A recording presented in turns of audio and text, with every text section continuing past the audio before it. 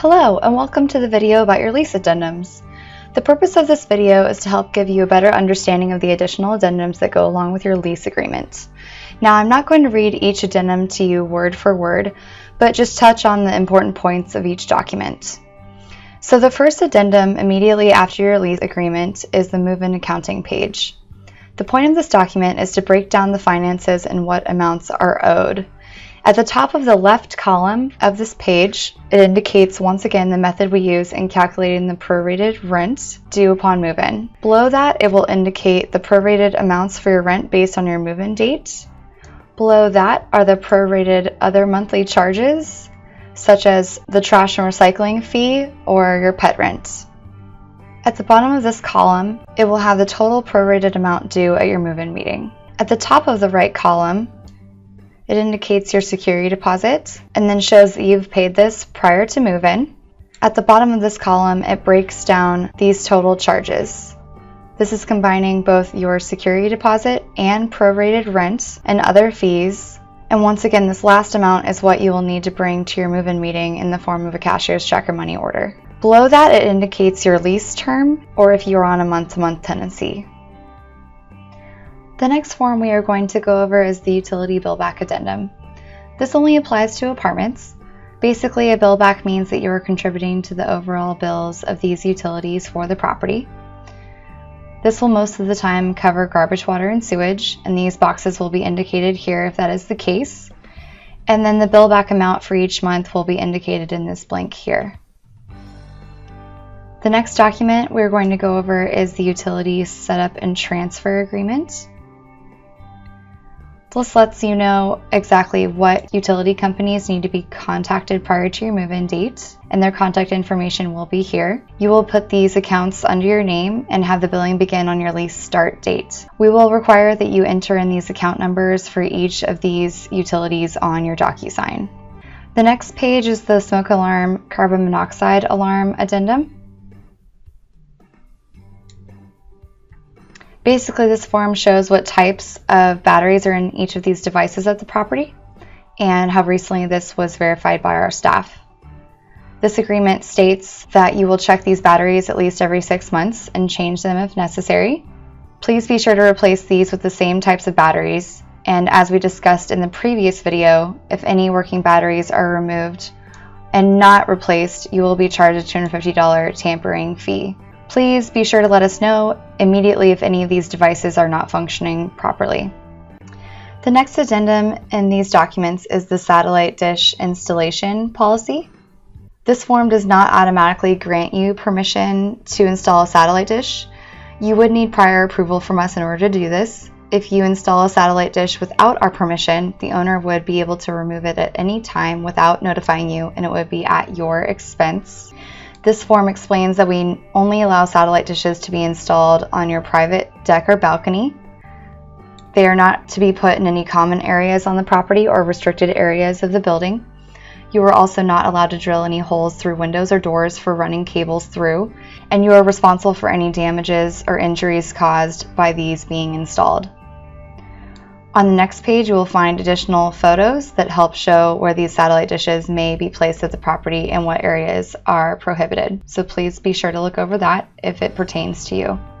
The next page discusses mold and mildew and warns new tenants of this common issue in the Pacific Northwest.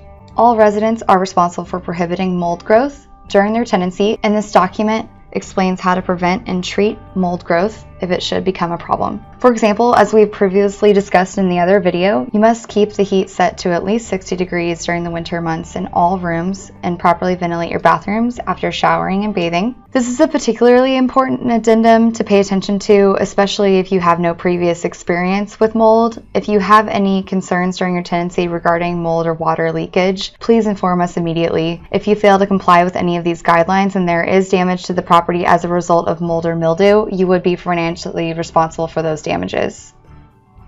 On the next page, you will find the criminal activity addendum. This form states that all residents shall not conduct any criminal activities during their tenancy and will follow all state and federal laws. We do enforce the federal laws regarding illegal substances such as marijuana at all of our properties. We will terminate this rental agreement if any of the following acts are committed. The next document we will go over is the Pest Control Addendum. The beginning of this form states that we have no knowledge of any pest infestations at the property. As discussed in the previous video, all residents are responsible for maintaining a certain level of cleanliness during their tenancy in order to prevent any severe pest or rodent issues.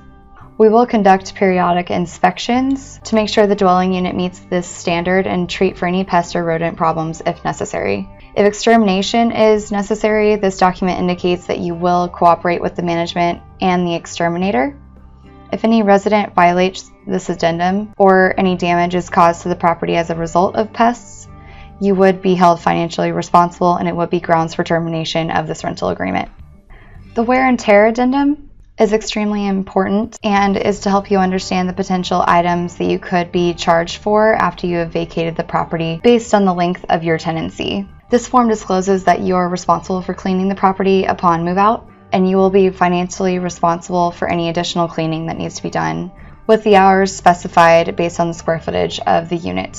Below this, we discuss the amount of costs for any painting required post move out that you will be responsible for based on the length of your tenancy. The next page of this addendum goes over the laws for carpet cleaning in the state of Oregon. As we discussed in the previous video, we may deduct the cost of carpet cleaning from your security deposit unless a receipt is provided to us. If there is carpet in the property, we will indicate whether or not it is new in this particular section. Below this, it explains that if carpet needs to be replaced once you vacate the property, and this is before its normal life expectancy, the tenants will be charged accordingly. In the bottom portion of this document, it discusses any hard surface floors at the property and what are considered new upon move-in. If any hard surface floors need to be repaired or replaced due to tenant-caused damages, you will be responsible for those costs. The next page is the safety addendum. This is a precautionary form that discusses all the potentially dangerous areas that could cause accidents at the rental property. We have all new residents sign this form regardless of whether or not they have children. This is to help prevent any liability for any accidents that may occur. If you have any children, please pay close attention to these potentially dangerous areas such as windows, parking lots, and balconies. The next form is the recycling notice. This is primarily for those who are new to the Portland area. This document explains what materials can be recycled and lists them here. The last form we will cover in this video that is sent to all residents is the smoking policy. This document states that smoking of any substance in any form is prohibited on the entire premises. This includes any parking lots or driveways associated with the rental property. In order to be in compliance with this document, you must smoke on the public sidewalk. If we find evidence that you do smoke on or inside the property during our periodic inspections, you will be issued a non-compliance notice, which we discussed in more detail in the previous video. If you live in an apartment complex, you will also have a parking agreement included in your addendums. This will specify the conditions of the parking regulations at the property and if you have a specific parking space associated with your unit. It is important to especially read over the towing policy of this particular second page. There will also be a home care addendum included in your lease agreement packet if you are renting a single family home. This document is intended to help you care for the property during your tenancy. The first section discusses important items to locate at the property in case of emergency. The second section goes over minor maintenance tasks that you are responsible for during your tenancy as well. Section 3 covers hard surface flooring and how to help protect them during your lease. If there is a specific type of cleaner required for cleaning the floors, we will disclose that information here. The next section of the home care addendum explains specific items relating to the kitchen. If only one type of cleaner is to be used on the countertops, that will be disclosed here. The rest of the sections of this addendum explain how to properly use appliances and other items in the property, address any issues that could occur with the plumbing and how to maintain the furnace, and what to do if there are any issues with cable installation. This addendum is intended to inform residents and prevent any potential problems from occurring, so please pay close attention to this document. If you are renting a property that includes any type of private yard, regardless of whether or not you are responsible for maintaining it during your tenancy, you will also sign an exterior care addendum. This discloses all the details of what we expect from you if you are responsible for maintaining the lawn and what is prohibited. This form also goes into more detail about winterization of the property. The rest of the forms included in the remainder of your lease agreement packet on DocuSign after these addendums will be thoroughly explained in your move-in meeting. Please look over those and come prepared with any questions you have. We look forward to seeing you then. Thank you for watching, and we hope this has been helpful.